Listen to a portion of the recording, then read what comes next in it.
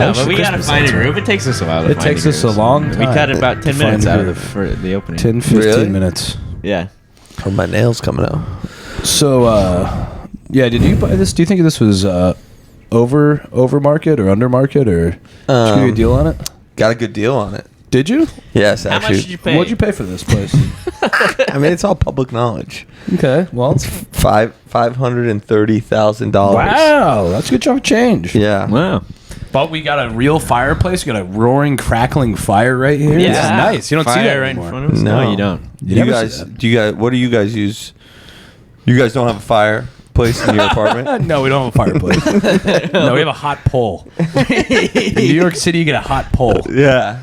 It works though. It's the same effect, basically. It's the same as fact. It's as nice on Christmas Eve. A crackling fire or a hot pole. That's Joe kind of and a I- toss-up to me. We make some hot cocoa. We sit around the hot pole. Wait for Santa Claus to come. It's nice. really So, nice. we are That's up here in Haverhill, Haverhill, Massachusetts. Haverhill, Massachusetts, at the lovely 235-year-old home of comedian and former New York City resident Jack Burke, friend of the show. Welcome anytime. And he's welcome right now. He's our guest today. Our second guest ever. Thank you for having me, boys. I really appreciate it. I'm a big fan of the podcast. I really enjoy What's it. your favorite episode? You know, you've had a little activity on the Reddit page. Yeah, it's the Reddit page, and I recommend the followers go find that Reddit page. It's the name of the podcast, Reddit page. Yeah, Echo Chamber Pod. Echo Chamber Podcast, the Reddit page, and it's really fire. There's a lot of questions on there whether or not Trent will find love in the next year. Yeah. That's well, been stay kind of fun. tuned. Stay tuned. We'll keep you updated. So we're at, and how old is this house, Jack? When was this built? This house was built in 1780 something. 1780 something by Moses Jacques. Moses Jacques. Yeah, Right? Jacques. Jacques. Moses Jacques. Jacques. Yeah, Jacques. And yeah, he was a guy who. Give us a little history of Moses Jacques. You don't know a lot about that guy, do you? I don't know a ton about him. The only thing I know about him, unfortunately, is the worst part about him. Which is? He owned a slave. Oh, Yeah. okay. And that was here in this house. That was here in the this slave house. lived in the house with him. Yeah, I imagine it was maybe outside the house where the slave lived, That but shed back there. Oh, possibly. there is a shed right there. Yeah, I think Was the that- shed is slightly newer. Maybe they tore down the slave quarters, but Yeah. but nevertheless, yeah, it's a beautiful home. I've seen the slave staircase that's in the back. Yeah. It's for the slave. And that's what you came up with that name, right? That's not what it was called. That's not the name for that, but Yeah, so No, it is a very nice house. Thank you for letting us stay here and record the podcast. I think this is going to become our new home studio. yeah, that's right. Well, we just built a brand new podcast studio in our apartment with the hot pole, but it's nice to mix it up here. Trent and I On are- location. We're in New England. We're doing some comedy shows. We're doing some stand-up sets. They've been going really, really well. Yeah. And Portland, We've been killing every night. killing every night, and nothing's gone wrong. And there hasn't been a disruptive bachelorette party at a single one of them. Not a one. Not a one. And so, have you guys been enjoying doing the podcast so far? Has it been a fun experience? Oh, It's been yeah. a great experience. We I think love the pod. It's brought us closer together. When we're not recording, we go drift further apart. But when we press that record button, it's like the first day of our friendship over and over again. it really is. And so, if you're new to the podcast, and Jack, this is your first time. First time on the podcast, but not first time. That's No, you're right. a That's huge right. fan. It shows. I am a It fan. does show, and it's appreciated. Yeah, Echo Chamber. Now, this is the podcast where this time three comedians read stories from the Wall Street Journal Because one of us gets it for free from work. at work, yes. Yeah. We'll never tell which one, Which one it is. but we'll give you a rundown of the stories we're going to be covering today in this episode. Now, I have a few. Joe has one. We didn't bring enough copies up to New England. didn't. So, Yeah.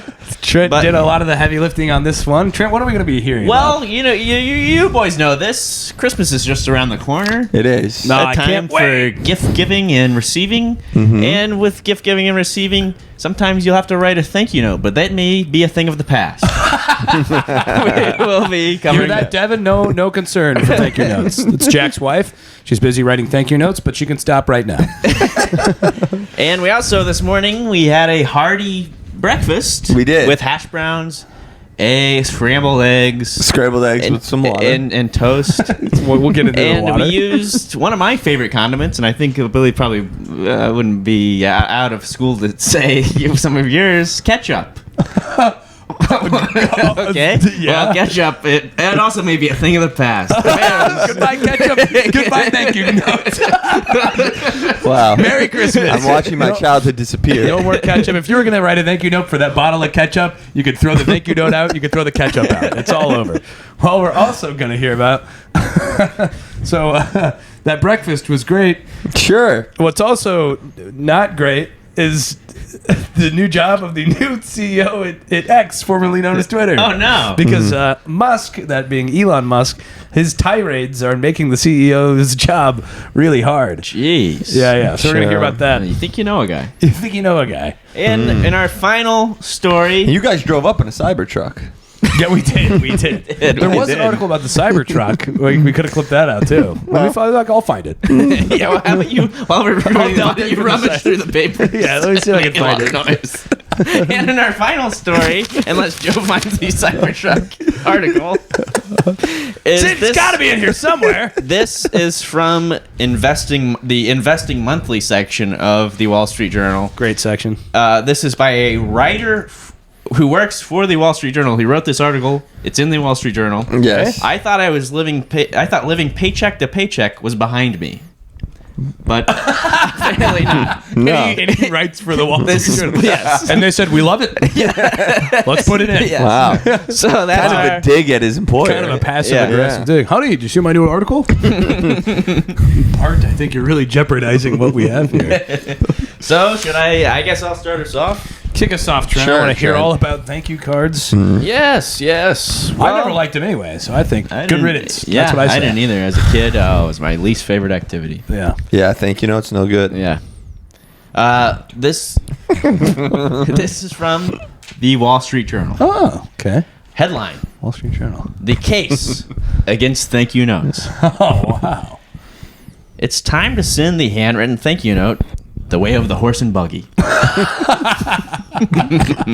Wow. For most of us, the thank you note is an onerous chore on an already spiraling to-do list, wedged somewhere between writing your boss a new draft of that memo, locating the crumpled permission slip at the bottom of your son's backpack, and finally rescheduling your doctor's appointment. Jesus.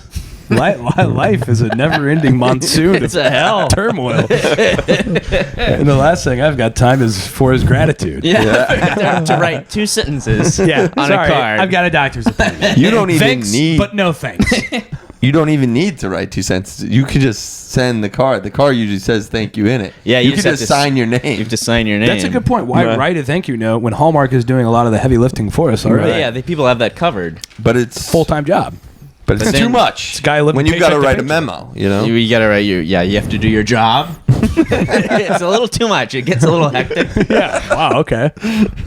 Writing a thank you note requires keeping track of who needs thanking, crafting a message that strikes the right tone. Yeah, it's a nightmare. Yeah, thoughtful but succinct, neither florid nor terse.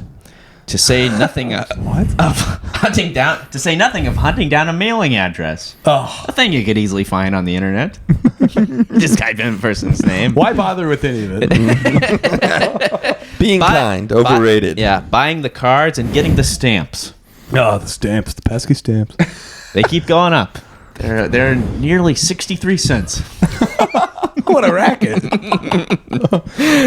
The obligations stack up particularly high at certain life stages. 20 notes to all the kiddies who attended Ethan's 4th birthday, holiday gifts, Wait, time out. newborn presents. We're thanking children for going to a birthday party? Your mom never made you do that? Right, thank you notes my friends for coming to my birthday party? That's what the Maybe For a maybe gift. maybe for gifts. Yeah. Oh, for I would gifts. do that. Yeah, If maybe. you get a gift, Maybe. you Yeah, write a no, yeah, thank maybe. you note. Yeah, no, I did. And Sure. I would always break down in tears. Yeah. Those were I said, struggles. this is bullshit. This is throw my controller This against is the bullshit, wall. and I hate you. You're the worst mother that's ever lived. You're a bitch. Or how about you read the fucking Wall Street Journal? This is out. This is out. Good news to all you fourth graders out there. Do you have the link for this article so I can send it to my mother? We will. I don't think we get the online version, but I'll try to find that for you. Jack, just let us know her mailing address. We can just send her this. And we'll send her. It's no problem. We have plenty of time to do that. We'll send her a link to the We article. really have nothing going on. So, Yeah. I need to send her a thank you note anyway for making you. for bringing you into the world. Okay, that seemed a little. Look at that handsome man. Jack, there he is. There he wearing is. suspenders. Yes. Beautiful. Well, even Lizzie Post, What? etiquette maven and great-great-granddaughter of manners arbiter Emily Post, we're all familiar with Emily Post. Emily Post. Yes. Thinks that while a handwritten note can convey special effort, a texted thank you is okay in most situations. Their last name's Post, and she can't send a fucking thing in the mail. You lazy bum. Yeah, Her grandpa invented the post office. right. And her great-grandmother invented manners. Yeah. Emily Post. She throw those wrote a out. book on it. She did write the book on it. Yeah. She'd be rolling over in her grave. She would, yeah. That would be a little. I think she'd give her great-granddaughter a smack across the face. But I think so too. especially within groups of friends or peers, the thank you text has become standard and accepted, Emily says. Mm-hmm. That's why I send, anytime somebody gives me like $1,000, $1,000 or something, I just send a TY. I say TY for 1K. I don't like typing out $1,000. Yeah. Use the number 4. Yeah. For 1K. TY for 1K. No space between 4 and 1. No spaces between any of it. Emily Post herself venerated the in-person thank you as the highest form of expressing gratitude. Mm-hmm. Yeah. Even more so than the handwritten note. Quote, the biggest thing is to That's actually interesting. say thank you one way or another. This is the best way to.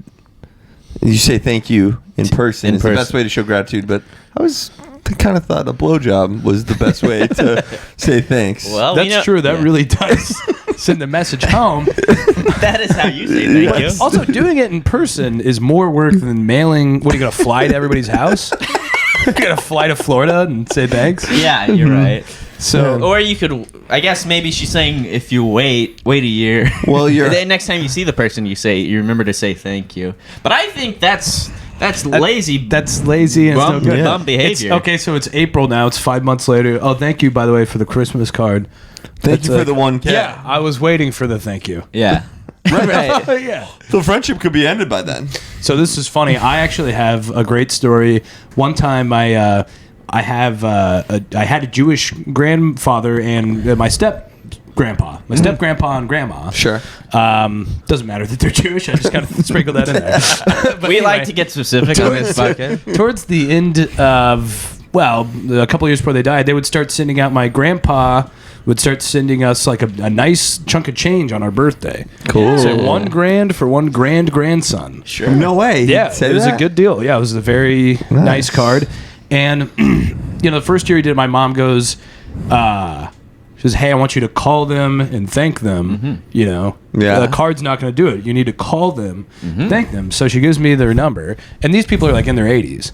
So I call them, and my grandma answers the phone. She goes, hello? And I go, hi Doris, this is Joe. You call her by your first name. Well, She's your she's not like, she's my step-grandma. step Oh, grandma. sure. She's not really my, I Makes call her sense, Bill makes and sense, Doris. yeah. Right. Hi, Doris. Hi, Jewish Doris. Yeah. I went, Mazel tov.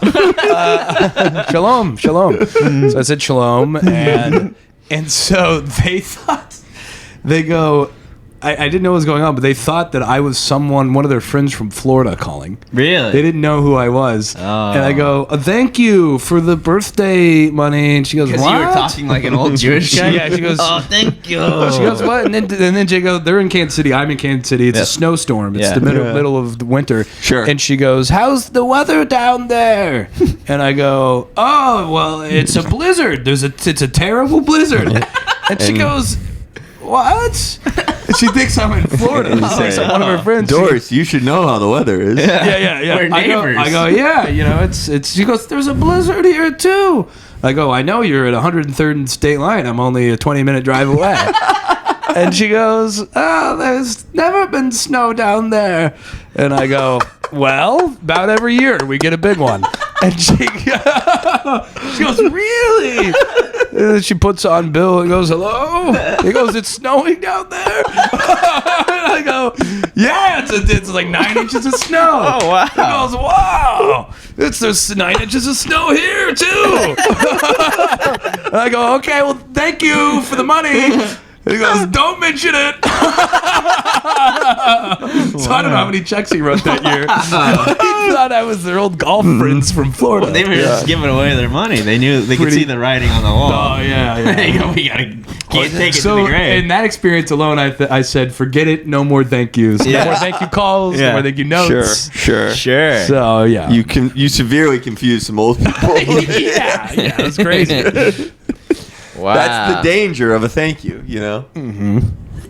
So, I mean, there's nothing really else to top that. The thank you notes are a thing of the past. They're a thing of the past. Yeah. I mean, I Throw 'em think out. it's specific to the situation, right? Like a wedding, you got to send thank you notes. I mean, I think that whoever wrote that is just kind of like, what Now, her you message had- is just stop saying thank you? I don't understand. Yeah. Yeah, it's weird. She seems kind of like she a- just seems like a lazy bitch. Yeah. Dear Wall Street Journal, I've got a little card to send you, actually. Dear Wall Street Journal, maybe not hire somebody. But the end says, if you do want to write a thank you note, make your husband do it. What? That's what it says, yeah. Really? Yeah. Well, this is what you get in the personal journal sometimes. It's Yeah. a little sassy. Yeah. This is kind of, it's not really the news section. Oh, it's this kind of is the news. sassy. This is the opinions. Well, section. we get articles from all sections of the Wall Street All Journal. sections of the Wall Street Okay. Journal. Except for the breaking news or any politics or world news. anything that could get us in hot water, we steer clear of. That's the best. I'm pro that move. Now, should I double up? Should I go again? Wait though. I've had to send some thank you notes in the past. Me and Devin. you just got actually- married. Yeah, we had to send Congratulations. out those thank you notes, and I was on. There's also like there's these little rules, right? So the rule is you have 1 year to send out Right. the card, right? The thank you note. Yeah. So I was doing my people, she was doing hers, right? So she sent her thank you notes out about 2 weeks after, not even about 10 on days. it. She's on it. You guys might have noticed, but she's on top of her She's game. on top of it. Yeah. Yeah. And I'm on my She kept tippy se- toes around it. I don't want to make a fucking mistake. She kept saying, you gotta, make sure to send them out. I kept saying, you get a year. Baby, we got a year. You get a year. I love it. And, I love it ended up That year turning flew by, into- didn't it? I got him out in about 4 months because there was a bit of a blowout about good. the thank yous coming out. And no. yeah, because I guess the rules for society don't necessarily apply to the rules in this house. So, Devin likes to hold herself to a higher standard. Yes, She wants to does. bring you up And- with her. yeah. Yes, Instead of the bring me up. mire where And she found you. It did only take about 25 minutes. It was pretty quick. yeah, not that hard. No, This lady's really, one an of the entitled bitch. quite frankly, And- one of the easiest things you could ever do. And people were Gratitude. very happy to receive them because Yeah. we threw in a photo of each person from the wedding. Oh, And that's it's- that's thing to really do. nice. I appreciate it. Thank you. I think we all Yeah. appreciate it. Yeah. Yeah, I'm looking forward to the thank you note you guys send. I think When that you're is doing the a podcast, self-absorbed, sanctimonious bitch. No argument for me. All right, next. You would never believe this, Jack. Pretty much a full male listenership on this podcast. Should I go again or Well, I'll jump in with this. All and right. then we'll bang bang at the end. Now, this is from the Wall Street Journal. Headline: Wall Street Journal. Okay. Wall Street Journal. And there's you guys don't ever dive into the New York Times Well, we don't get that for free from work. or the Economist. We don't get that for free from work. Okay. Have you considered going to like dentist's office and finding them? Once we get a budget, we'll probably expand into, other periodicals. But right now, the Patreon isn't quite up yet. Now this We gotta get those numbers is up. from the Wall Street Journal. Okay. Headline: Musk tirade makes CEO's job tougher. Jeez. Now this is Elon. This is Elon. Now, are they saying CEOs across the board or just the CEO? The CEO of X, Oh, who's no Formerly longer- known as Twitter. Yes. Musk's making Musk's job harder. He's no longer the CEO. Oh, he's he like isn't. he has somebody else do that job. So Oh. he's still like What the is he owner then? and whatever. The owner. Yeah. And this is the CEO stands for Chief Executive Officer. Yeah. Okay. Sort of the chief. Put a chief in charge. Yeah. So I don't know if you guys saw this viral video of him being interviewed where he drops the F-bomb a bunch, but Elon Musk's F-bomb laden tirade at advertisers will make ex-chief executive Linda I'm going to start over. Elon Musk's F-bomb laden tirade at advertisers will make formerly known as Twitter, chief executive Linda Yaccarino's job harder as she tries to rebuild the company's ad sales business. Oh, no. Industry executives said, quote, "It's a line in the sand that can't be undrawn," said Craig Atkinson, chief executive officer at Code 3.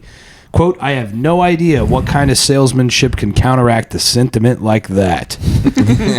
Atkinson, whose agency had several clients pause spending on Musk's social media platform after recent controversies, said that it will be tougher for big brands, which are very worried about brand safety, to return. They're leaving in droves. They're leaving in droves. Yep. Musk lashed out during the interview at the New York Times Deal Book Summit on Wednesday. Quote, "If somebody's going to try to blackmail me with advertising, blackmail me with money, go fuck yourself," the billionaire said. What a cool guy. Then he repeated the phrase, "Go fuck yourself," Yeah. using the F-bomb, adding that he wanted to be clear. To be clear, go fuck yourself.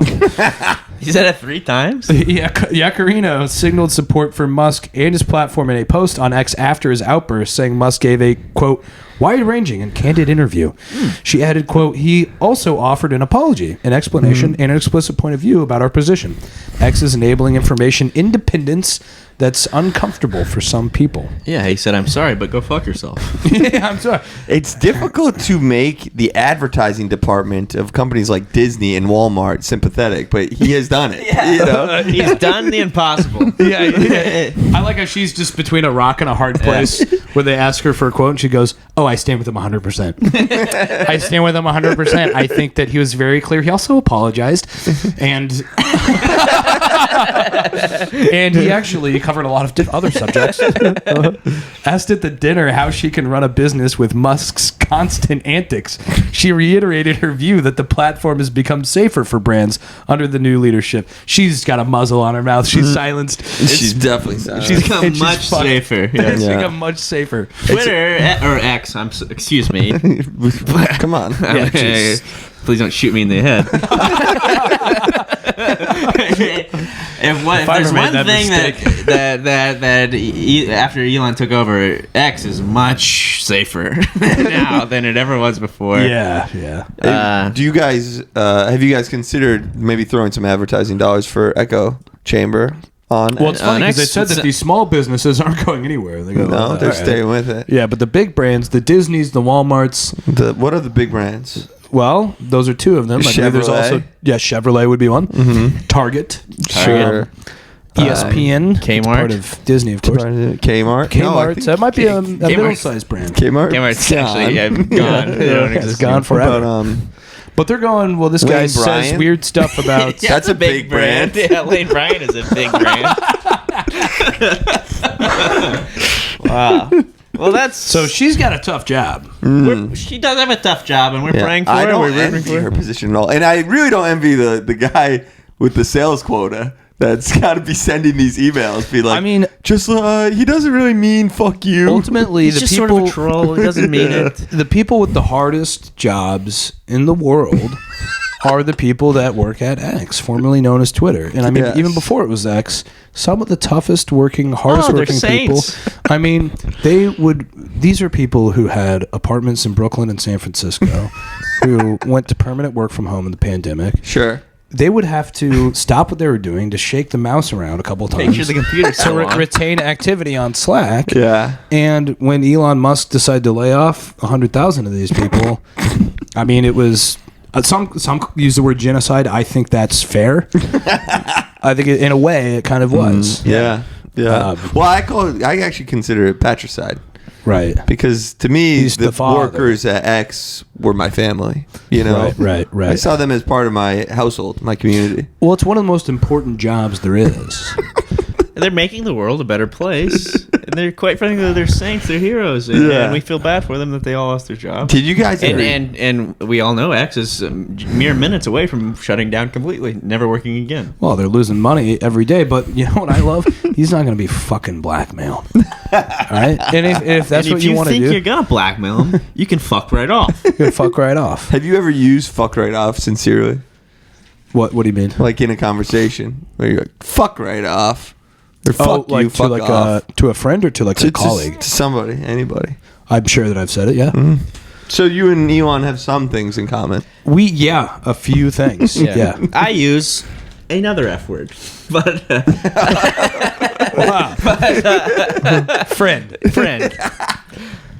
Fun. But speaking of Lane Bryant, You have a date next week. And we all think this it's is going to go well. from the Wall Street Journal. Race. Headline: Race is on Jesus. to breed a tomato. Oh, the race is on. The race is on to breed a tomato to save ketchup. To save ketchup! I didn't Oh my know. God, I didn't know it was in such dire straits. So there's only one tomato that can save ketchup, and they have to find out. There's there's multiple tomatoes, but the climate is not right to make them anymore. Oh, no. Yeah. Say it ain't so. What about a greenhouse? It's perfect. I picture don't of a know greenhouse. if they've considered There's a that. picture of a greenhouse right there. Maybe they're talking about social climate. Oh, yeah. It must be the social The climate. tomatoes are afraid of doing the wrong thing. You have to have your finger on the pulse of X. I'm trying to throw out the PC, protocols. No, a lot of tomatoes lean towards pro-Israel, which is a little. That must be the problem. Ketchup has been a little less sweet lately. It's been a little tart. Well, Trent, tell us more. Well, in the heart of one of the world's top vegetable growing regions in California, scientists are on a mission to save ketchup. Okay. Plant breeders at Because there's no other thing they could be doing with their time. it's very important now so you can eat fries. We have to save ketchup. We were just talking big brands. Heinz, massive brand. That is a massive brand, and they're not doing good.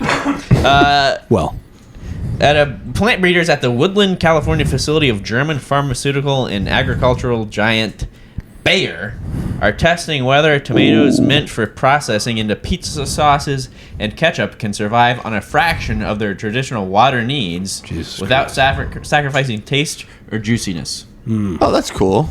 Using a small set of tweezers, Taylor Anderson carefully removes the part of a tomato plant that allows it to self-pollinate.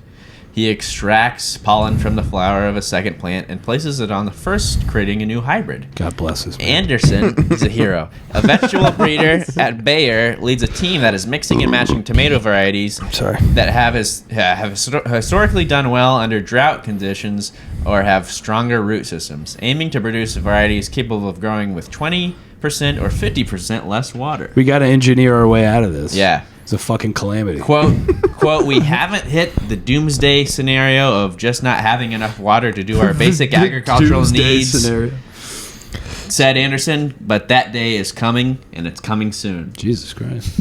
Wait, so this is more, they're using the tomato to bring us in, but it's a big picture story. But to the end of ketchup. It's like, are they saying that water won't be there for all plants or just not for tomatoes? Well, for all plants, but what's scary about this is that ketchup may be on the way. Yes, out. that's my main concern. Yeah. Because otherwise, what would we dip? If we have to dip our fries into mayonnaise like the French, then I'm just going to fucking put a bullet through my head while I jump off a bridge. Yeah, that's true. That would make me absolutely sick to my stomach. Are you big ketchup boys? Well, Love if you ketchup. got French fries, you got tater tots. Do you put it on a burger? Sure. Yeah. Ketchup, my favorite condiment. You two, weigh in. Well, Well, let's do a wouldn't go tier that far. system. Let's do tiers here. I do love mustard, and I love mayo on a sandwich and mustard on a sandwich. But if I got fries, I'm sorry, but I want to dip it in ketchup. Or if there's an aioli, I could maybe live with that. But I really don't like an aioli. I think aioli is pretentious. I think it's pretentious too. I also don't understand what it is. Yeah, I think it's ketchup and it's mayo. fancy mayonnaise. But there's ketchup in it. It is right? ketchup and mayo. It's got a pink tint. Yeah, aioli can suck my fucking Well, dick. it's going to be out too. Without ketchup, there's no True. aioli. Thank God. Then I'm kind of for it. Out Out with aioli. with aioli. Bayer's tomatoes are one example of how the agricultural industry is trying to stay ahead of a changing climate that could disrupt the food supply chain and drive up prices for consumers. I didn't really know that Bayer was involved in food. Well, there's only like 3 companies that control everything in the world. So, yeah. It's either Bayer or Disney or, I kind of didn't know that. or Apple. in California, droughts and severe weather conditions in recent years have wrecked some of the state's most valuable crops, such as tomatoes, almonds, and alfalfa. Alfalfa! My favorite. What is that? My favorite little rascal. Well, it is a plant, and it is also a hit character from the show Power Rangers. I didn't know that. Alfalfa is a little like robot lady. Oh, really? I It's think of also the little rascals. Isn't there a chipmunk in Oh, that's Alvin. Alvin and the Chipmunks. Yeah. Yeah. That's my favorite holiday CD. We're in the holiday season.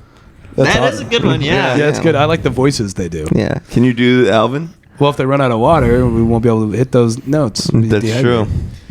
California produces more than 90% of U.S. processing tomatoes used for sauces and pastes.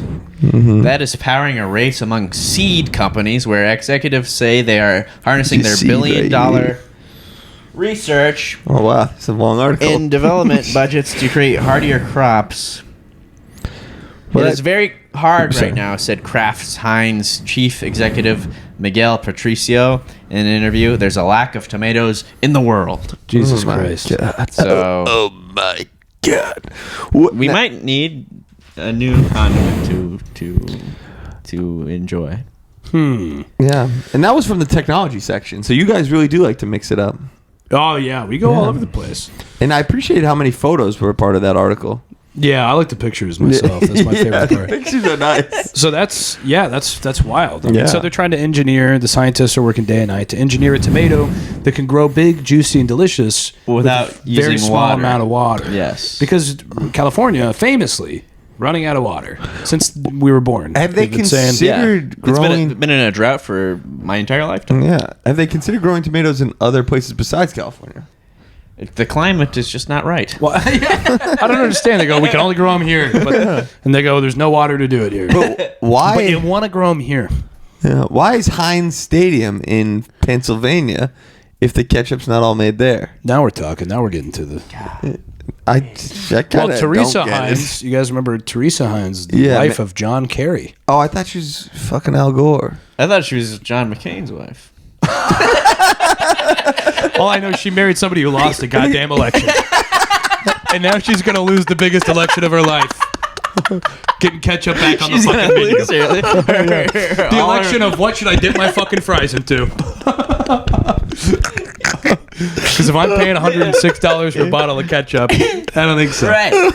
But what about this? Heinz Ward used to play at Heinz Field. This is a fucking, can we get some string and maybe put together clip out some of these pictures and trying to figure this thing out? I can't Too complex for me. figure it out.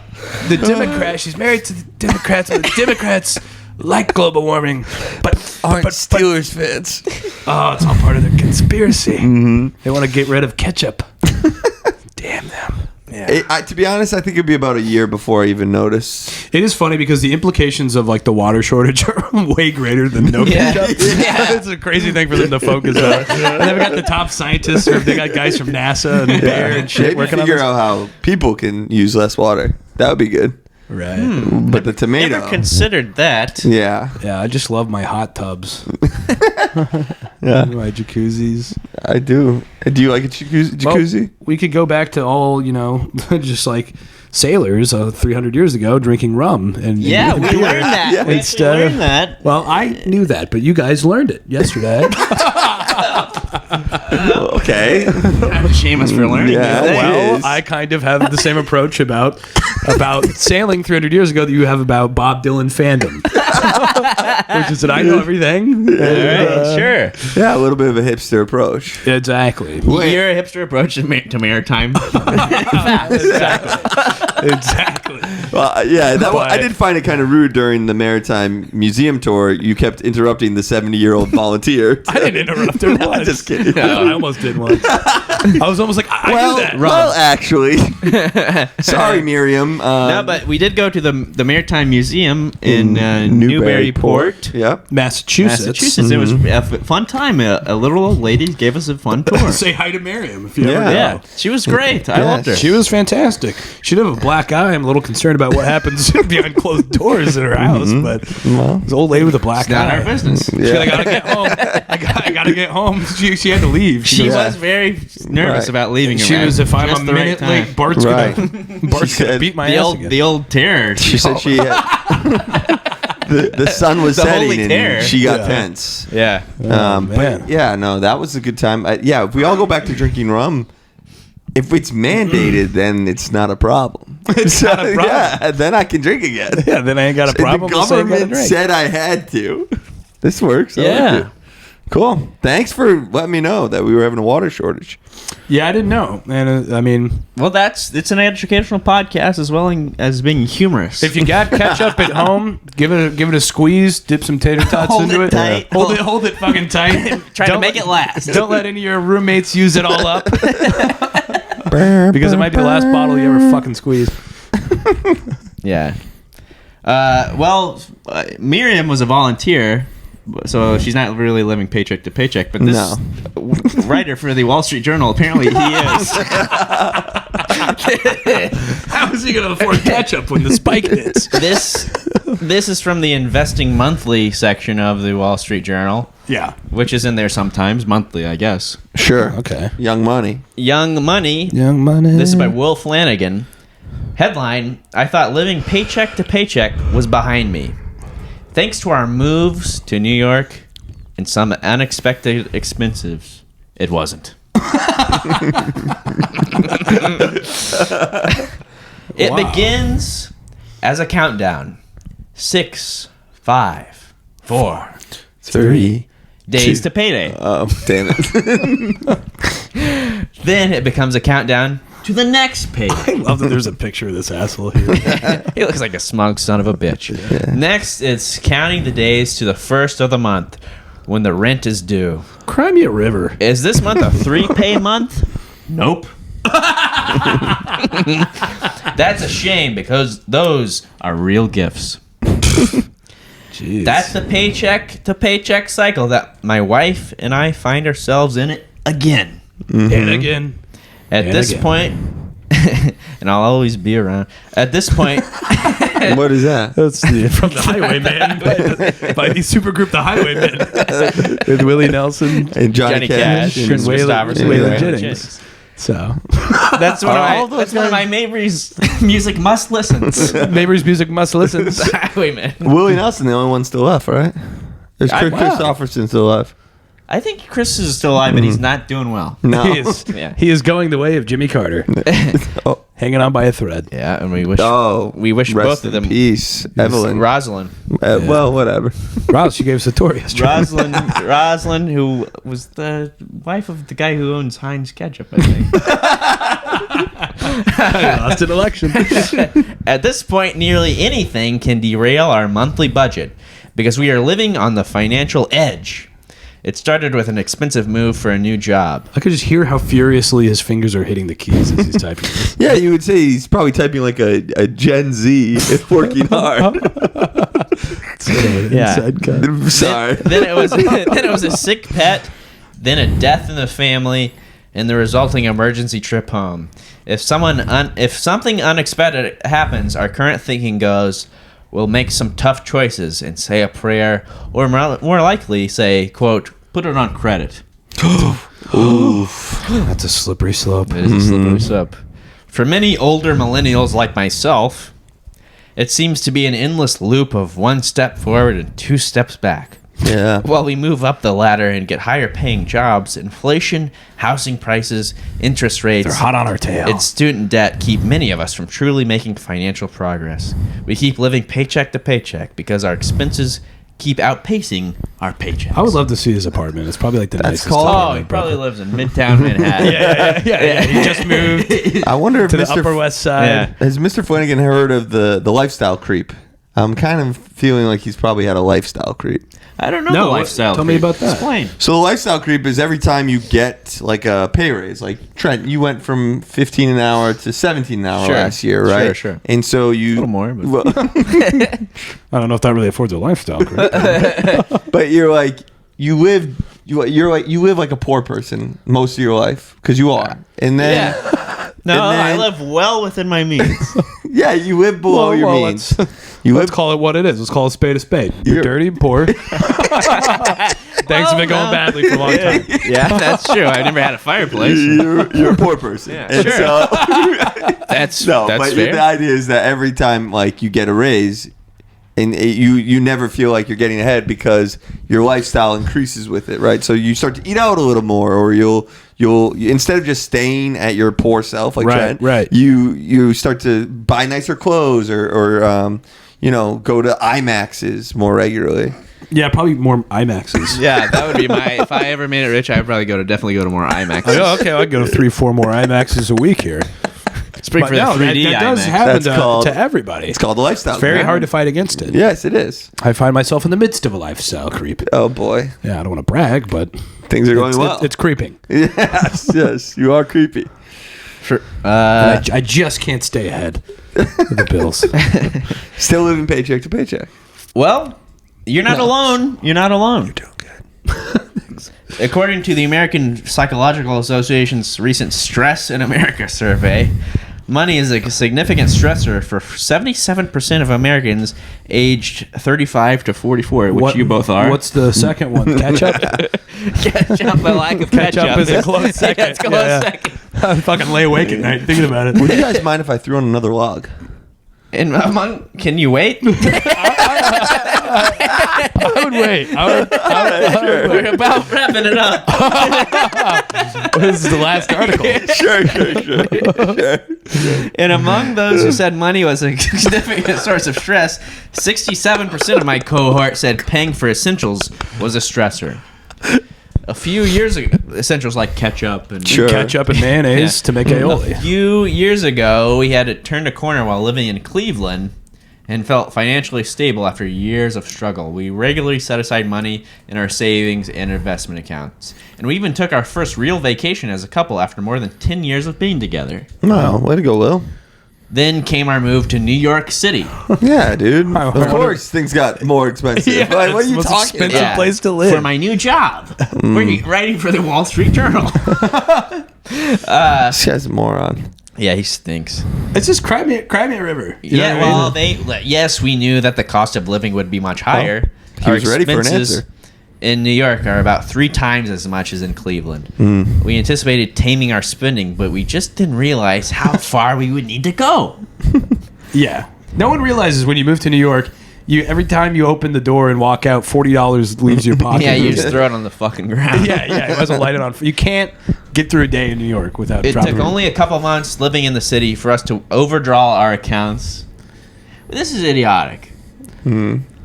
Because I'm sure this guy has 10 times as much money as I do. I've never come close. you to know he lives in a overdrawing. way nicer apartment. Yeah. Yeah. He probably pays like $5,000 a month on his rent. Yeah. Hitting the overdraft wall, I've sheepishly grabbed another credit card at the grocery store checkout.